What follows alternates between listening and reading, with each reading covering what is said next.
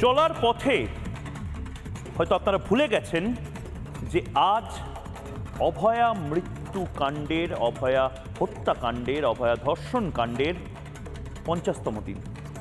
50 দিন আগে আজকের দিনে সেই মর্মান্তিক ঘটনাটা ঘটে। আমরা এখনো জানি না অভয়াকে কেন এভাবে নৃশংসভাবে খুন করা হলো। আমরা জানি না সঞ্জয় বাদেও অন্য কেউ এর সঙ্গে যুক্ত আসে কিনা। মাস্কট স্পিন কন্ট্রোল ল্যাবের পরীক্ষায় এটি প্রমাণিত। কিয়াসেট আলোপেক্স পেন্টা অ্যাক্টিভ নতুন চুল গজাতে সাহায্য করে, চুল পড়া বন্ধ করে। কিয়াসেট Alopex penta active 10 hair fall প্রবলেমের একমাত্র সলিউশন। সন্দীপ ঘোষ লার্জার কনস্পিরেসির অংশ। আমরা জেনেছি অভিজিৎ মণ্ডল টালা থানার ওসি লার্জার কনস্পিরেসির অংশ, কিন্তু আমরা জানি না কিসের জন্য এরকমভাবে মর্মান্তিকভাবে নৃশংসভাবে আমাদের মেয়েটাকে, অভয়াকে খুন করা হলো। 50 দিন হয়ে গেল। 9ই আগস্ট 2024 থেকে আজ 27শে সেপ্টেম্বর 2024। এই 50 দিনে অনেক কিছু হয়েছে, অনেক কিছু। আমি এবার এক এক করে মনে করানোর চেষ্টা করব আপনাদেরকে এই 50 দিন ঠিক কি কি হয়েছে। জাস্টিস ফর অভয়ার 50 দিন, 50টি দিন পার, কেউ কথা রাখেনি। কবে সুবিচার জানি না। 9ই আগস্ট অভয়ার দেহ উদ্ধার হয়। আরেকবার মনে করিয়ে দিচ্ছে আপনাদেরকে। এরপর 9ই আগস্ট সারাদিন আমরা দেখেছি ধুমধুমার কাণ্ড চলে, এবং তারপর তদন্তে কলকাতা পুলিশের সিট গঠন হয়। ছাত্রছাত্রীদের চাপ আসে যে কেন সিট গঠন হচ্ছে। গ্রেপ্তার হয় সিভিক ভলেন্টিয়ার সঞ্জয় 10ই আগস্ট বলতে 9ই আগস্ট রাত 12টার পর। আমার এখনো মনে আছে 1:30-2 নাগাদ আমরা এই খবরটা ব্রেক করি। সঞ্জয় গ্রেপ্তার হওয়ার পরে 11ই আগস্ট সঞ্জয়ের জামা কাপড় উদ্ধার হয়।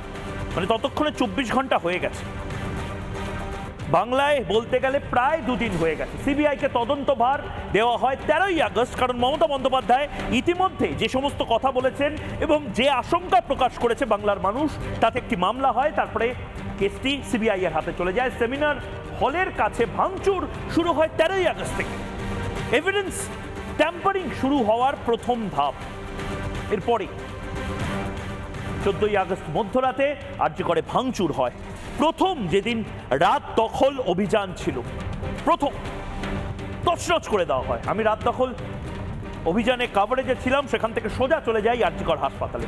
ভয়ঙ্কর সেই দৃশ্য আপনারা সবাই দেখেছেন। 14ই আগস্টের পরে 15ই আগস্ট অভয়ার পরিবারের বয়ান রেকর্ড করা হয়। অবশেষে সিবিআই বয়ান রেকর্ড করে 15ই আগস্ট, স্বাধীনতা দিবসের দিন। এরপর 15ই আগস্টে হাসপাতালের রেজিস্টার বাজেয়াপ্ত করে সিবিআই। এরপরে এই গোটা ক্রোনোলজিটা আরেকবার আপনাদেরকে দেখাচ্ছি। তার একটাই কারণ, 50 দিন পার হয়ে গেছে। কবে সুবিচার? 16ই আগস্ট রাস্তা থেকে সন্দীপ ঘোষকে আটক করা হয়। সন্দীপ ঘোষ ইতিমধ্যে বিভিন্নবার এড়িয়ে গেছেন। তারপর 17ই আগস্ট, 18ই আগস্ট, 19শে আগস্ট সুপ্রিম কোর্টে স্বতঃপ্রণোদিত মামলা শুরু হয়। চিফ জাস্টিস ডিওয়াই চন্দ্রচূড় মামলা শুরু করে। শীর্ষ আদালত তীব্র ভর্ৎসনা করে রাজ্যকে। 22শে আগস্ট, আজ 27শে আগস্ট। এরপর এক এক করে অনেকগুলো ডেভেলপমেন্ট হয়। 22শে আগস্টের পর কোনো ডেভেলপমেন্ট হয়েছে কিনা একবার নিজেও ঝালাই করিনি। 27শে আগস্ট বিচার চেয়ে নবান্ন অভিযান। 2রা সেপ্টেম্বর আর্থিক দুর্নীতিতে গ্রেপ্তার সন্দীপ ঘোষ। ভালো করে মনে করুন এগুলো। চিকিৎসকদের লালবাজার অভিযান এবং তারপরে ঐতিহাসিক ঘটনা আমরা দেখলাম 2রা সেপ্টেম্বর। সেদিন থেকে শুরু। 10ই সেপ্টেম্বর স্বাস্থ্য ভবনের সামনে অবস্থান শুরু এবং এখান থেকে ইতিহাসের নির্মাণ হয়। 11ই সেপ্টেম্বর ডিসি নর্থ ও ডিসিডিডিকে সিজিওতে তলব করা হয়। স্বাস্থ্য ভবনে কিন্তু তখনও আন্দোলন চলছে। 14ই সেপ্টেম্বর খুন ধর্ষণের অভিযোগে গ্রেপ্তার হন সন্দীপ ঘোষ। সেদিন মমতা বন্দ্যোপাধ্যায়ের সাথে কালীঘাটে জুনিয়র ডাক্তারদের মিটিং হচ্ছিল। এরপর 14ই সেপ্টেম্বরই গ্রেপ্তার করা হলো টালা থানার ওসিকে। টালা থানার ওসি সন্দীপ ঘোষ দুজনেই গ্রেপ্তার। 16ই সেপ্টেম্বর সিপি এবং ডিসি নর্থকে সরালেন মুখ্যমন্ত্রী। অবশেষে সেই ঐতিহাসিক প্রেস কনফারেন্স মধ্যরাতে লাইভ ছিলাম রিপাবলিক বাংলায় আমরা। স্বাস্থ্য শিক্ষা অধিকর্তা এবং স্বাস্থ্য অধিকর্তাকে সরিয়ে দেওয়া হয়, ডিএইচএস এবং ডিএমই সরিয়ে দেওয়া হয় সেই প্রেস কনফারেন্স থেকে। এরপর 21শে সেপ্টেম্বর স্বাস্থ্য ভবনের সামনে উঠল অবস্থান। অবশেষে অনেক দিন পরে অনেক চেষ্টা হয়েছে অবস্থান তুলে দেওয়া। 21শে সেপ্টেম্বর, এটা 50 দিন পার। আবারও বলছি, কবে মিলবে সুবিচার? লাগাতার এই প্রশ্নগুলো করে যাচ্ছি। 22শে সেপ্টেম্বর সুদীপ্ত রায়কে জিজ্ঞাসাবাদ শুরু সিবিআই এর। আমরা জানি না সুদীপ্ত রায় আর কি কি জানেন। দুজন পিজিটি চিকিৎসককে সিজিওতে তলব করা হয় 24শে সেপ্টেম্বর। পরপর হচ্ছে 25শে সেপ্টেম্বর চিকিৎসক খুনে সুশান্ত রায়কে সিবিআই এর তলব। 26শে সেপ্টেম্বর টালা থানার সিসি ফুটেজ ফরেন্সিক পরীক্ষার জন্য পাঠানো। এবং 27শে সেপ্টেম্বর আজ 50 দিন পার। কবে মিলবে সুবিচার? এই যে ডেটগুলো, এই ডেটগুলোর মধ্যে একটা ডেট, সেই ডেটটা অত্যন্ত গুরুত্বপূর্ণ। সেটা হলো 25শে সেপ্টেম্বর। 25শে সেপ্টেম্বর একটি শুনানি হয়, এসিজেএম শিয়ালদা কোর্টে একটি শুনানি হয়। এবং সেই শুনানির যে কোর্ট কপি, সেই কোর্ট কপি আমরা যখন সামনে পাই সেখানে আমরা সবাই চমকে যাই। কারণ এবার সন্দীপ ঘোষের বেল, জামিন নাকচ হয়েছে। তার কারণ সন্দীপ ঘোষ যে মামলায় অভিযুক্ত, সেই মামলা যদি প্রমাণিত হয় সন্দীপ ঘোষের ফাঁসি হতে পারে। আমি এই খবরটা আগেও ব্রেক করেছি, আবার বাংলার মানুষ যারা রাত 8টায় আপনাদের এই মুহূর্তে অবগত করতে চাই, সন্দীপ ঘোষেরও ফাঁসি হতে পারে। সন্দীপ ঘোষের বিরুদ্ধে মারাত্মক অভিযোগ, গুরুতর অভিযোগ। অভিযোগ প্রমাণিত হলে হতে পারে মৃত্যুদণ্ড, ক্যাপিটাল পানিশমেন্ট যাকে বলে, ফাঁসি। বিরল থেকে বিরলতম অপরাধ গণ্য হতে পারে, রেয়ারেস্ট অফ রেয়ার ক্রাইম। গোটা বাংলার মানুষ এই মুহূর্তে জানতে পারছেন সঞ্জয় রায়, সেই যদি অপরাধী প্রমাণিত হয়, সঞ্জয় রায়ের ফাঁসি, সঞ্জয় রায়ের মৃত্যুদণ্ড তো হবেই, কিন্তু তার পাশাপাশি সন্দীপ ঘোষেরও মৃত্যুদণ্ড হতে পারে। কেন মৃত্যুদণ্ড হতে পারে একবার দেখে নিতে পারি। ফাঁসি হতে পারে সন্দীপেরও। কেন? সন্দীপের বিরুদ্ধে অভিযোগ গুরুতর। এসিজেএম শিয়ালদা অর্থাৎ কোর্টে, সিবিআই এর বিশেষ আদালতে কোর্টের অর্ডারে এই সমস্ত কিছু উঠে এসেছে। কেন বেল রিজেক্ট করা হয়েছে? কোর্ট মনে করেছে সন্দীপের বিরুদ্ধে অভিযোগ গুরুত্বপূর্ণ, গুরুতর অভিযোগ, প্রমাণিত হলে মৃত্যুদণ্ড হতে পারে। মাইট অ্যাপ্লাই ক্যাপিটাল পানিশমেন্ট ইংলিশে লেখা ছিল, প্রমাণিত হলে মৃত্যুদণ্ড হতে পারে। বিরলের মধ্যে বিরলতম ক্ষেত্রে এমন হয়, rarest of rare crime, rarest of rare crime. আমি দেখাবো সন্দীপের কেন মৃত্যুদণ্ড হতে পারে। এর পাশাপাশি অভিযুক্তকে জামিন দিলে সেটা সুবিচার করা হবে না, ম্যাজিস্ট্রেট বলছেন এটা। সিবিআই এর বিশেষ আদালতের ম্যাজিস্ট্রেট, সেই কপিও আপনাদেরকে আমরা দেখিয়েছি, দুপুরবেলা ব্রেক করেছি, সর্বপ্রথম রিপাবলিক বাংলা ব্রেক করেছে, আমরা আবার দেখাচ্ছি। অভিযুক্তকে জামিন দিলে সেটা সুবিচার হবে না। এর পাশাপাশি বলা হয়েছিল যে আদালত কিন্তু এটাও বিবেচনা করছে যে সন্দীপ ঘোষ একজন চিকিৎসক, সন্দীপ ঘোষের একটা সামাজিক গুরুত্ব আছে, কিন্তু সন্দীপ ঘোষকে জামিন দেওয়া যাবে না। অত্যন্ত গুরুত্বপূর্ণ, অত্যন্ত গুরুত্বপূর্ণ। এই সন্দীপ ঘোষ কিসে কিসে ফেসে যেতে পারেন তার মধ্যে একটা ধারা আপনাদেরকে আমি দেখানোর চেষ্টা করব। এই মুহূর্তে আমার প্লাজমাতে একটি ধারা আমি দেখানোর চেষ্টা করব। দেখুন, ভারতীয় ন্যায় সংহিতার ধারা 3-5, এতে সন্দীপ ঘোষ ফেসে যেতে পারেন। এই 3-5টা কি? একই অপরাধে জড়িত দুজন বা তার বেশি। অর্থাৎ এখান থেকে প্রমাণিত হচ্ছে যে এটা শুধুমাত্র একজনের কাজ নয়। সিবিআই এভাবে দেখছে না মামলাটাকে, অপরাধের উদ্দেশ্য প্রত্যেকের একই। এক্ষেত্রে দাঁড়িয়ে ধর্ষণ এবং খুন, সেই অপরাধের দায় প্রত্যেকের সমান। এক্ষেত্রে দাঁড়িয়ে অভিজিৎ মণ্ডল, সন্দীপ ঘোষ, সঞ্জয় রায়, আপাতত যে 3 জন গ্রেপ্তার হয়েছে তাদের প্রত্যেকের ক্ষেত্রে ইমপ্লাই করতে পারে 3-5 ধারা ভারতীয় ন্যায় সংহিতার। আগে আইপিসির সেকশন ছিল, এখন ভারতীয় ন্যায় সংহিতার সেকশন। সেক্ষেত্রে প্রত্যেকের মোডাস অপারেন্ডি সেম হতে পারে। সেম হতে পারে, অর্থাৎ সন্দীপ ঘোষ তার মৃত্যুদণ্ড হতে পারে, সঞ্জয় রায়ের মৃত্যুদণ্ড হতে পারে, এবং অভিজিৎ মণ্ডলের বিরুদ্ধেও যদি এই সমস্ত অভিযোগগুলো প্রমাণিত হয় অভিজিৎ মণ্ডলেরও মৃত্যুদণ্ড হতে পারে। কিন্তু আজ আমি একদম নির্দিষ্টভাবে এই মনুষ্যরূপী দানব এই সন্দীপ ঘোষকে নিয়ে কাটাছেড়া করতে হবে। এই সন্দীপ ঘোষের বিরুদ্ধে কি কি অভিযোগ দেখব, সন্দীপের বিরুদ্ধে অভিযোগগুলো কি কি, অত্যন্ত গুরুত্বপূর্ণ। কেন এই সন্দীপ ঘোষের ফাঁসি হতে পারে, সন্দীপ ঘোষের ফাঁসি হতে পারে, ক্যাপিটাল পানিশমেন্ট হতে পারে। বৃহত্তর ষড়যন্ত্র, লার্জার কনস্পিরেসিতে অভিযুক্ত সন্দীপ ঘোষ প্রমাণিত হলে বিরাট বড় সমস্যায় পড়বেন সন্দীপ ঘোষ। মাথায় রাখুন, এই সন্দীপ ঘোষ কিন্তু মিড ডে মিলের ডিম চুরি করেনি, সন্দীপ ঘোষ চাকরি চুরি করেনি, সন্দীপ ঘোষ গরু কয়লা পাচারের সাথে যুক্ত নয়। একটি মেয়ে, তাকে খুন করা হয়েছে, নৃশংসভাবে ধর্ষণ করা হয়েছে, তার প্রমাণ লোপাট করা হয়েছে, সিস্টেমকে ব্যবহার করা হয়েছে, পুলিশকে ব্যবহার করা হয়েছে, স্বাস্থ্য ভবনকে ব্যবহার করা হয়েছে। সমস্ত কিছু একসাথে যদি প্রমাণিত হয় এই সন্দীপ ঘোষের কিন্তু ফাঁসি কেউ আটকাতে পারবে না। এরপরে আর কি কি অভিযোগ আছে সন্দীপ ঘোষের বিরুদ্ধে? খুনে বৃহত্তর ষড়যন্ত্র, ধর্ষণে বৃহত্তর ষড়যন্ত্র, অর্থাৎ রেপের ক্ষেত্রে লার্জার কনস্পিরেসি, মার্ডারের ক্ষেত্রে লার্জার কনস্পিরেসি। এরপরে 3 নম্বর পয়েন্ট, প্রমাণ লোপাট, অত্যন্ত গুরুত্বপূর্ণ। একটি রেপ কেসে, একটি মার্ডার কেসে, brutal murder case, brutal rape কেসে প্রমাণ লোপাট করা হয়েছে, মানে এখানে রেপটা হয়েছে, আপনাকে জানাতেই দেওয়া হলো না এখানে রেপ হয়েছে, অন্য একটা জায়গায় পাঠিয়ে দেওয়া হলো। সন্দীপ ঘোষ ফাঁসি হতে পারে।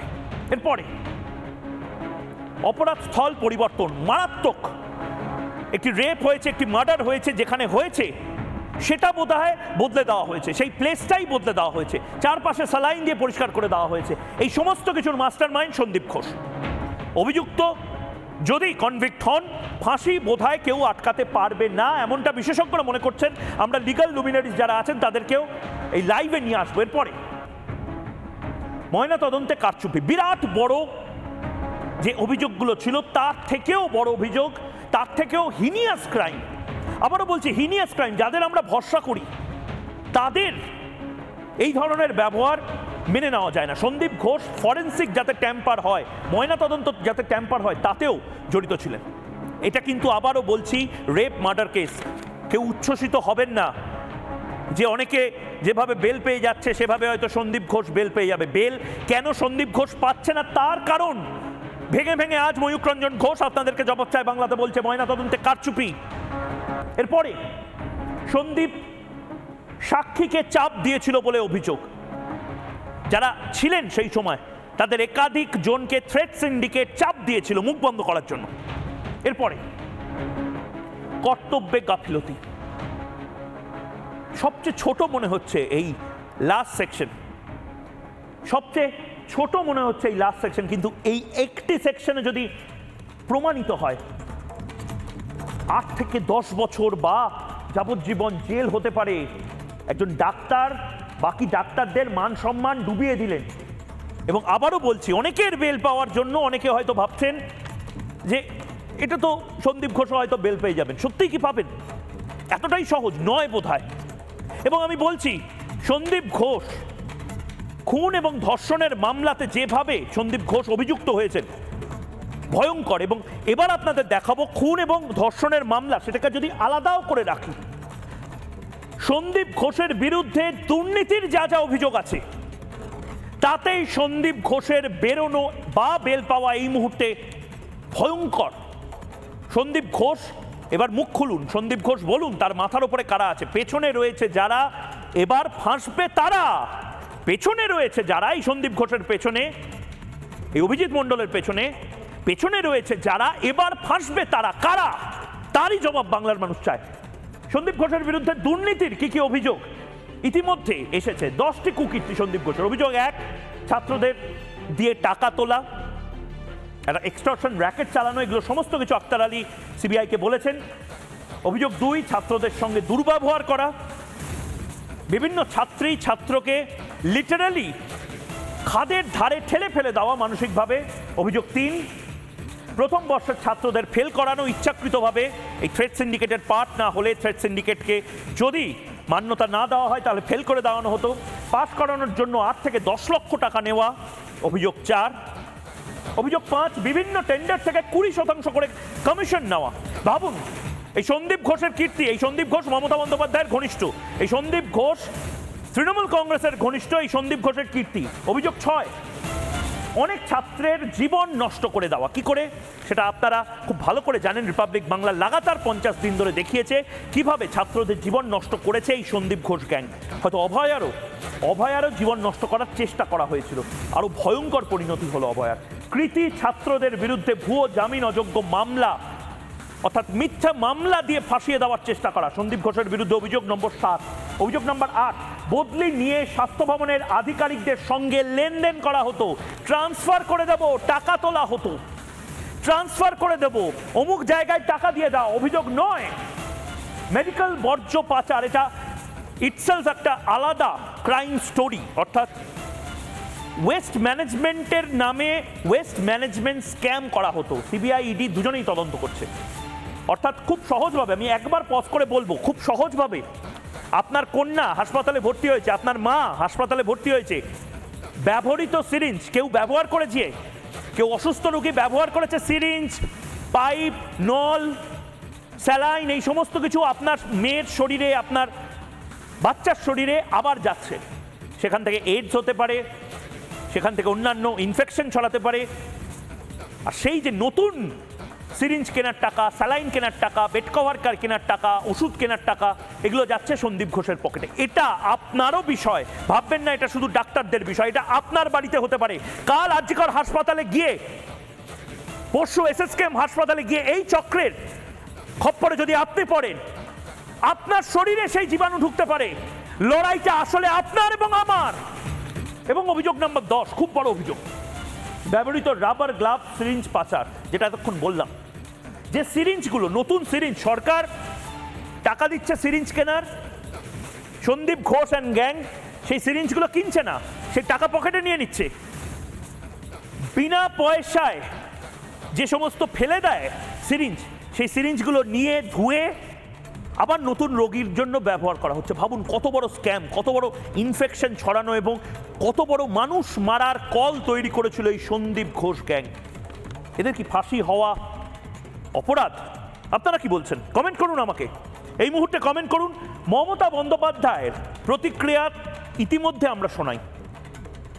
কাকে মমতা বন্দ্যোপাধ্যায়, যার ফাঁসির মঞ্চে যাওয়ার হয়তো প্রস্তুতি নিতে হচ্ছে, হয়তো হবে, তাকে মমতা বন্দ্যোপাধ্যায় বাঁচানোর চেষ্টা করছিলেন প্রাইস পোস্টিং দিয়ে। মমতা বন্দ্যোপাধ্যায় সেদিন, মানে প্রথম দিন, যেখান থেকে দাবানলের মতন ছড়িয়ে পড়লো এই রাগ, প্রথম দিন মমতা বন্দ্যোপাধ্যায়, আমি তো বলবো ঐতিহাসিক ভুল মমতা বন্দ্যোপাধ্যায়ের একটি, সন্দীপ ঘোষকে প্রাইস পোস্টিং দিয়ে দেওয়া ন্যাশনাল মেডিকেল কলেজে। শুনুন সেই ঐতিহাসিক প্রাইস পোস্টিং দেওয়ার ঘোষণাটা মমতা বন্দ্যোপাধ্যায়।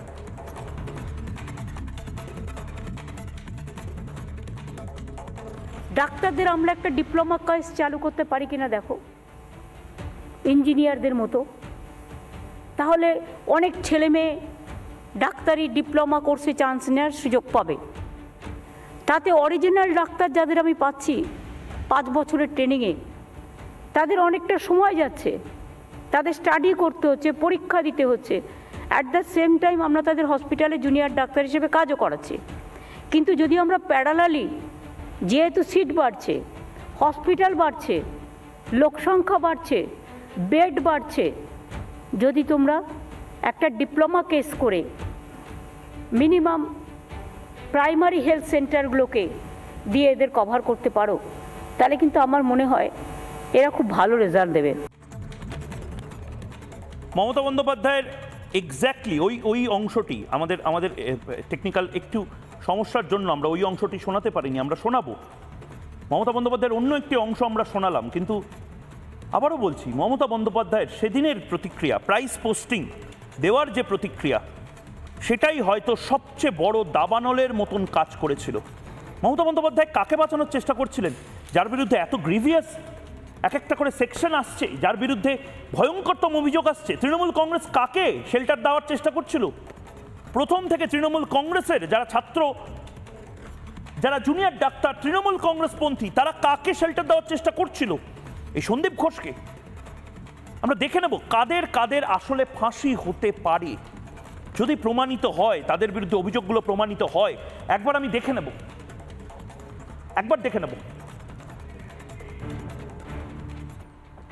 সঞ্জয় রায়, ধর্ষণ এবং খুনে মূল অভিযুক্ত সঞ্জয় রায়, তার ফাঁসি হতে পারে যদি সে কনভিক্টেড হয়। আবারও বলছি, সঞ্জয় রায়ের ফাঁসি হতে পারে যদি সে কনভিক্টেড হয়। এরপরে সন্দীপ ঘোষের আজ আমরা যে অর্ডার কপি আপনাদেরকে দেখিয়েছি, যেখানে নির্দিষ্টভাবে বলা আছে যে সন্দীপ ঘোষের এখনই জামিন মঞ্জুর করা যাবে না, কারণ সন্দীপ ঘোষের বিরুদ্ধে যে সমস্ত অভিযোগ রয়েছে সেই সমস্ত অভিযোগ যদি প্রমাণিত হয় এর ক্যাপিটাল পানিশমেন্ট হতে পারে, মৃত্যুদণ্ড, অর্থাৎ rarest of rare crime. Sanjay Roy, Sandip Ghosh, এদের কি ফাঁসি হবে আমরা লক্ষ্য রাখব। এরপরে অভিজিৎ মণ্ডল, ফাঁসি হলেও হতে পারে যদি তার বিরুদ্ধে অভিযোগগুলো প্রমাণিত হয়।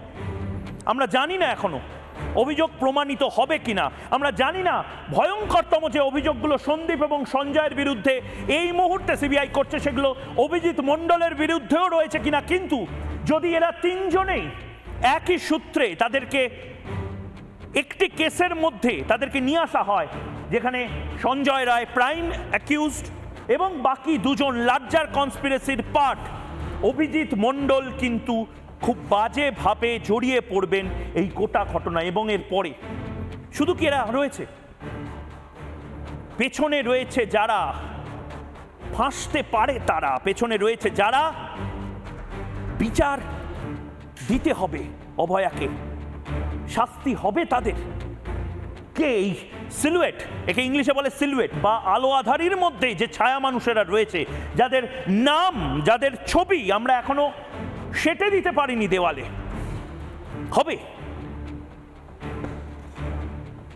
মমতা বন্দ্যোপাধ্যায় এই সন্দীপ ঘোষকে বাঁচানোর জন্য প্রাইস পোস্টিং দিয়ে দিতে চেয়েছিলেন, যে প্রতিক্রিয়াটা আপনারা শুনতে চাইছিলেন, একবার শোনাবো এবং তারপর অতিথিদের কাছে যাবো।